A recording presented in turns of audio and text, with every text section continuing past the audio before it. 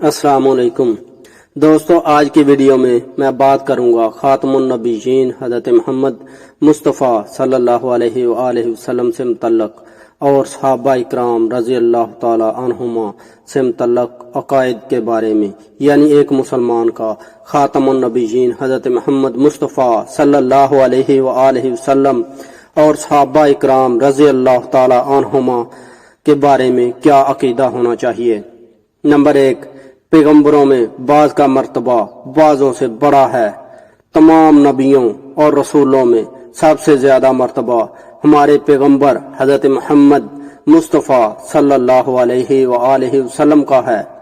آپ صلی اللہ علیہ وآلہ وسلم اللہ تعالیٰ کی سب سے زیادہ عبادت کرنے والے تھے، اور آپ صلی اللہ علیہ وآلہ وسلم کے اخلاق نہایت اعلیٰ درجے کے تھے۔ اللہ تعالیٰ نے آپ کو تمام مخلوق میں سب سے زیادہ مرتبہ، بزرگی اور علم دیا۔ نمبر 2، اللہ تعالیٰ نے ہمارے پیغمبر حضرت محمد مصطفیٰ صلی اللہ علیہ وآلہ وسلم کو بہت سی گزری ہوئی اور آئندہ ہونے والی باتوں کی خبر دی۔ ان میں جو باتیں آپ صلی اللہ علیہ وآلہ وسلم نے اپنی امت کو بتلائیں، ان کو سچا ماننا اور یقین کرنا ضروری ہے۔ نمبر 3، نبیوں اور رسولوں کا سلسلہ ہمارے پیارے پیغمبر حضرت محمد صلی اللہ علیہ وآلہ وسلم پر ختم ہو گیا، اور آپ صلی اللہ علیہ وآلہ وسلم کے بعد قیامت تک کوئی نیا نبی نہیں آ سکتا۔ قیامت تک جتنے آدمی اور جن ہوں گے، آپ صلی اللہ علیہ وآلہ وسلم سب کے پیغمبر ہیں۔ آپ کے خاتم النبیین ہونے کا یہی مطلب ہے۔ نمبر 4، ہمارے پیارے پیغمبر حضرت محمد صلی اللہ علیہ وآلہ وسلم کے بعد جو شخص کسی قسم کے نبی اور رسول ہونے کا دعویٰ کرے گا وہ جھوٹا ہے، اور جو اس کو سچا مانے وہ بھی ایمان سے خارج ہے۔ نمبر 5، ہمارے پیارے پیغمبر حضرت محمد صلی اللہ علیہ وآلہ وسلم سے سب سے زیادہ محبت کرنا اور سب سے زیادہ عزت، عظمت اور اطاعت کرنا ہر امتی کے لیے لازم اور ضروری ہے۔ کسی قسم کی گستاخی اور بے ادبی کرنے سے ایمان جاتا رہتا ہے۔ نمبر 6، ہمارے پیارے پیغمبر حضرت محمد صلی اللہ علیہ وآلہ وسلم کو اللہ تعالیٰ نے جاگتے میں جسم کے ساتھ مکہ معظمہ سے بیت المقدس اور وہاں سے 7ویں آسمان پر اور پھر وہاں سے جہاں تک اللہ تعالیٰ کو منظور ہوا پہنچایا، اور پھر واپس مکہ معظمہ پہنچا دیا۔ اس کو معراج کہتے ہیں۔ صحابہ اکرام رضی اللہ عنہما سے متعلق عقائد۔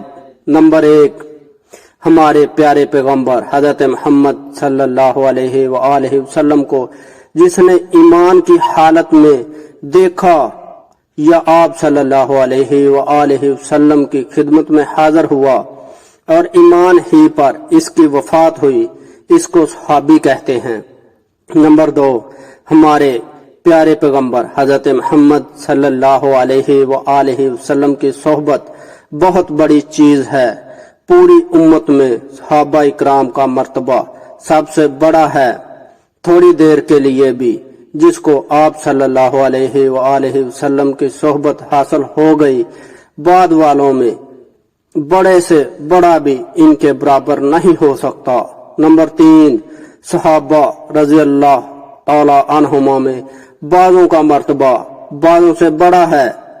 ان میں سب سے بڑھ کر 4 صحابی ہیں۔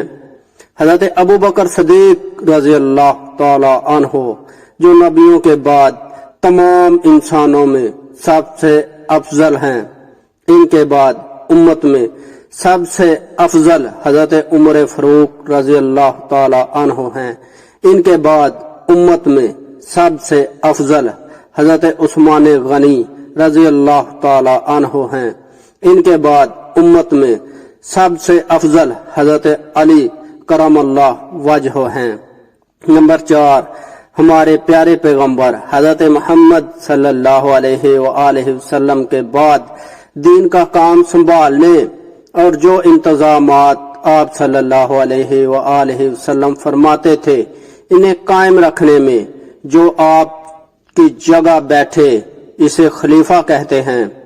اس کا یہ کام نہیں کہ وہ دین میں نئے احکام دے، نہ اس کو کسی چیز کے حلال اور حرام کرنے کا اختیار ہے۔